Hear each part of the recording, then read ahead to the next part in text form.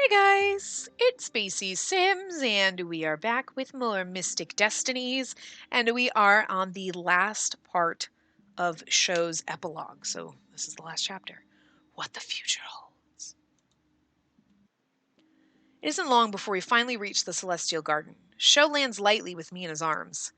As he puts me down, I realize how nice it is to feel the solid ground under my feet. With the garden so empty, it's not hard to spot a lone figure in the distance. That person looks too short to be Janan, so I guess it must be that girl. I glance at Sho. His eyes seem to be focused entirely on the figure. I wonder what he's thinking. His expression, while serious, doesn't give away anything. I can't stand the silence anymore. Should we go talk to her? Sho jumps slightly. Oh, yeah, let's go. He gives me a tiny embarrassed smile and takes my hand in his. We walk together along the paths, deeper into the garden and closer to her. As if sensing our presence, she turns around to greet us. Hello, I see you made it here all right. She stares up at Sho, then at me, her expression never changing. Then suddenly she bows her head. Whatever I was expecting from her, it wasn't this. Thank you for your help. I was surprised when you help, especially after everything that happened. I frown. I don't think either of us would stand to see anyone being harassed like that. The girl looks up, and I could swear that behind those dull black eyes I see a spark of something. You're very nice people, then. A ghost of a smile appears on her lips. It's only polite that I introduce myself to my saviors. I am Ayako Takeda, and you're probably wondering how that situation started in the first place. Sho and I nod. I have a pretty good idea, but... Ayako briefly glances at Sho before continuing. I'm sure you know this, but our kind isn't exactly liked. Those three, they saw me using my fireball before, and it seems they recognized me. It's nothing new, those pure phoenixes always act like this. Fear, loathing, pure hatred. I could have defended myself, but... She sighs. I was just so tired of it all. It happens so often that I'm sick of it. Before you two showed up, I was thinking of just letting them do whatever to me. You can't just give up like that. If you give up so easily, they'll think they can just keep doing it. They'll just keep doing it anyway. I've no one left to stand up for us anymore, or we have no one left to stand up for us anymore. Ayako seems to realize she started to yell. She shrinks back with a frown. I'm sorry. I didn't mean to shout. I didn't know she was shouting, so... After he failed... She glances at me. I nod, urging her to keep going. He doesn't have the power needed to continue with his plan. Since then, he's secluded himself. He refuses to see anyone. Without him, we're fragmenting and falling apart. Some others have gone missing. It's all just a big mess. I watch Ayako carefully, not sure of what to say to this new information. It's my fault all of this is happening. No, it's Julius's own fault, but still. As I'm pondering this, she looks up at Sho with determination shining in her eyes.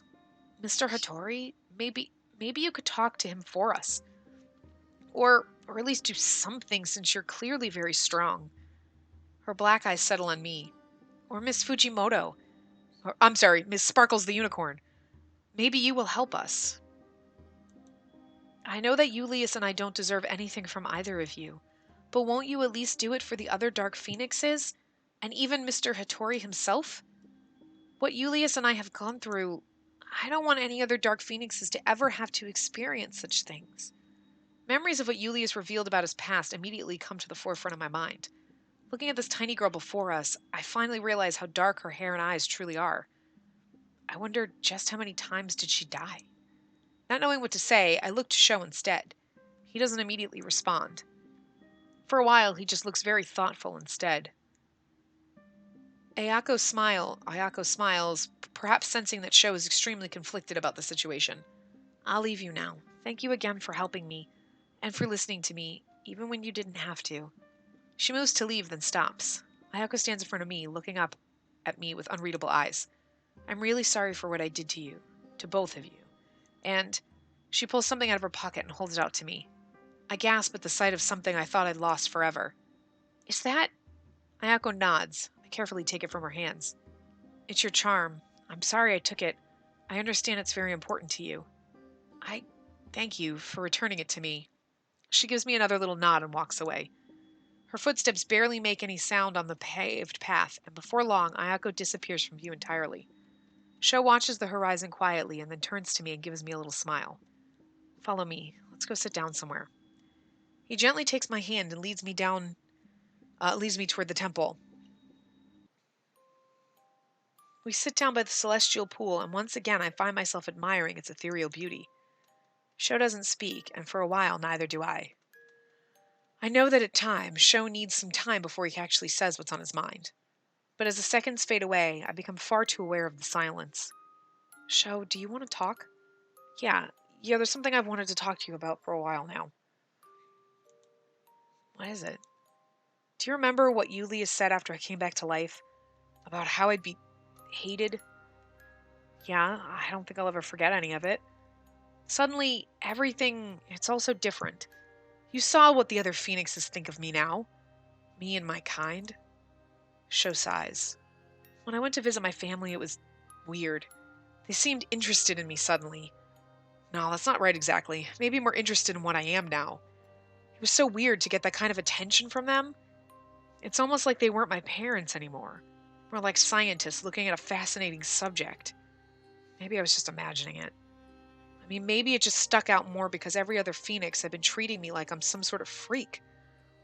I just wasn't prepared for getting any attention from my parents, and it's probably just my imagination. I should just be happy they want to act like a family. Hearing his explanation, I'm not so sure myself. I wish that Sho's parents would simply love him for who he is. I wish they would stop having conditions set on their attention for Sho. I hope with all that I can muster that their sudden attention doesn't signal something far worse. I remember the day when we went to see them, right after Sho had been hurt. They seemed so genuinely worried about him back then. It's fine, probably. It has to be. I'm sure they were just really worried after they realized that Sho had died back then. I take his hand in mine. Sho, you can't really help what others think of you. You shouldn't let it affect your opinion of yourself. It certainly won't affect my opinion of you. And who even cares what those idiots think? They don't know anything, and they're probably too stubborn to change their minds. But you are so, so wonderful. Every day I think of how lucky I am to have met you. Besides, if you're a freak, then I'm one too. I'm the only one of my kind, and you love me regardless. Like you said before, you're you, and that's all that matters. Sho lets out a quiet laugh and lovingly moves a strand of hair out of my face. You're so amazing, Anara. You always know just the right thing to say.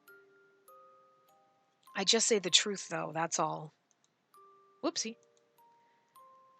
And do you think you'll do what Ayako asked? He looks a little startled at my question. Oh, I think I should try to see what the situation is like before I make any decisions. I see. Well, whatever it is you decide, I'll stand by your side no matter what. We're partners after all. Yeah, the best partners. Under the heavenly lights, I can see Sho's cheeks are tinted pink. Thanks, Anara. For what? For just being you. For always trying to cheer me up. But this time, I already decided to try and not let it get me down. I'm going to work hard to achieve what I want in life, with or without everyone's approval. And having you by my side makes me feel even braver. I just hope that you'll try to rely on me more, Anara. Sho. It's difficult for me, but I'll try. As long as you promise to always show me every side of you, whether you're happy or angry or sad or uncertain. I want to know all of you. With those words spoken, Sho gets up to his feet. He silently offers me his hand, which I'm more than happy to take. I'll try, Anara. For you. He pulls me up with ease. I collide into Sho's chest and he wraps an arm around my waist. With a mischievous twinkle in his eyes, he quickly kisses me. The kiss is short, sweet, and tastes a little like peaches. Random. He pulls away and smiles. Come on, I'll get you home. He easily picks me up into his arms and I wrap mine around his neck. Feeling a surge of giddiness, I decide to ask what I've been wanting to all day. Do you want to stay over tonight? There's a movie that I've been wanting to watch with you. Sho laughs. As long as it's not a horror one, I'm game. With me securely in his arms, Sho walks out into the light of the temple. His powerful wings flap, creating a gust of wind as he takes off, flying in the direction of the city. We make it back to my apartment just before the sun begins to set. Carrying several bags in each hand, we make our way into my kitchen area. I'll set up the snacks for us if you set up the movie. Oh, sure, thank you. But first, is it okay if I go change into something more comfortable? I wish you had told me to bring my comfy clothes too. But you look so cute in yours that I'll forgive you. So yeah, go right ahead. Thanks. Do you want to stay over tonight? Why would you not bring comfy clothes? I wish you had told me to bring my comfy clothes. Are you dumb? He's so dumb. The cute ones are dumb. I'll be right back, and then I'll get the movie started. Now in my pajamas, I'm getting the movie set up. Who doesn't have, like, you have your going out clothes, like your everyday, you have your work clothes, you have your hanging out with friends or going out on weekends or not work clothes, but outside people see me clothes. You have your lounge clothes, and then you have your fucking pajamas. You don't lounge around in your pajamas. You lounge around in lounge clothes. God. Laugh at me all you want, but that's exactly how it works. Now in my pajamas, I'm getting the movie set up. I watch Sho move around my kitchen. I can feel myself begin to smile at how comfortable he looks in my home.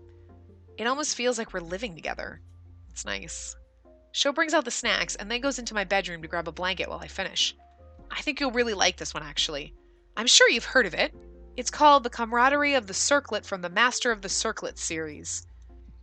I've always heard really good things about it, even though it's a bit long. Let's start then. Sho plops down on the couch and pats the empty space next to him. I press play and settle in next to him. The movie goes on for hours, but the plot has me so enthralled I barely notice how long it's been. The final climactic scene plays. The characters are entangled in one final battle with the villain. It seems like they're going to lose everything. I suddenly feel Sho's head rest on my shoulder. I look down to see him sound asleep, wearing headphones around his neck, because that's not stupid. His chest rises and falls rhythmically. A small smile plays on his lips. I wonder what pleasant things he must be dreaming about. The movie comes to an end, but I barely notice it. Sho always looks so cute when he's sleeping. I feel giddy every time I get to see him like this. He mumbles something in his sleep, but it's too quiet for me to catch. Still, I get the feeling that he might actually be dreaming about me.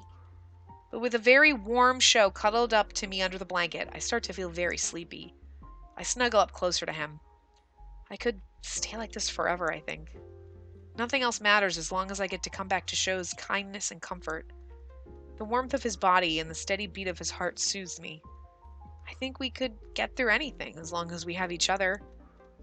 Gently, I'm lulled into a deep sleep with happy dreams of my own. Aww. Beautiful. I wonder if we got all of thingies. We must have. We did! Because I was in the thingy. We got all the thingies. Okay, cool. Anyway, so that's that. And that is the end. Show's epilogue and everything. And we will be back on... Let's see. We will be back on Valentine's Day with Tetsuya's Path. So next week we're not going to have any Mystic Destinies. We will have the next 3 episodes starting on the 14th.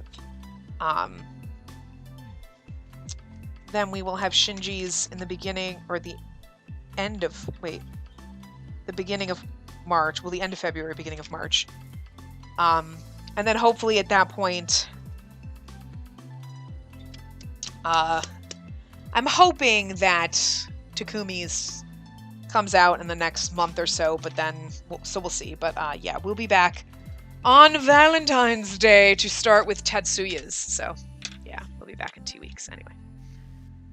So yeah, hope you guys are enjoying this. I will see you guys next time. Remember to give the video a big thumbs up and subscribe to see more.